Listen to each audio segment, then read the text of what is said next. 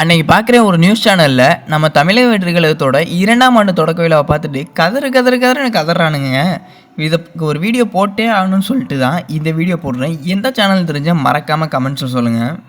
முதல்ல அவங்க சொல்கிறது என்னன்னா, பவுன்சர்ஸ் வந்து செய்தியாளர் ஒருத்தரை ஓங்கி நெஞ்சிலே தாக்கிட்டாங்களாம் அப்படின்னு சொல்லிட்டு ஓவராக பண்ணிட்டு இருக்கானுங்க. கொஞ்ச நேரத்தில் நம்ம பசங்க ஒரு ஃபோட்டோ லீக் பண்ணிட்டானுங்க. அதையும் பாருங்க.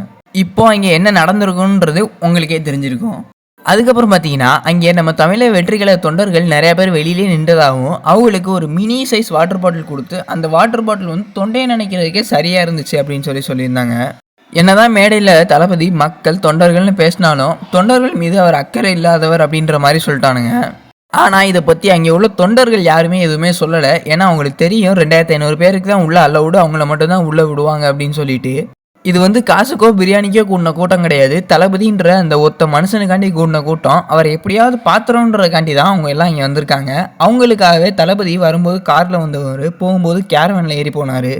விருத்தாச்சலம் பக்கத்தில் பழையப்பட்டினன்ற ஊரில் இருந்து முதல்வரை வரவேற்க திமுக காரங்க 200 ரூபா சம்பளத்துக்காண்டி டாடா ஏசியில் ஆட்களை ஏற்றி கூப்பிட்டு போயிருக்காங்க.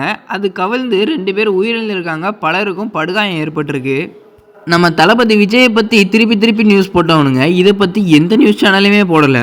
இந்த மாதிரி ஒரு சில மீடியாவோட செயல்களை பற்றி என்ன நினைக்கிறீங்க, நம்ம தளபதியை பற்றி என்ன நினைக்கிறீங்க அப்படின்னு சொல்லிட்டு மறக்காமல் கமெண்ட்ஸில் சொல்லிட்டு போங்க.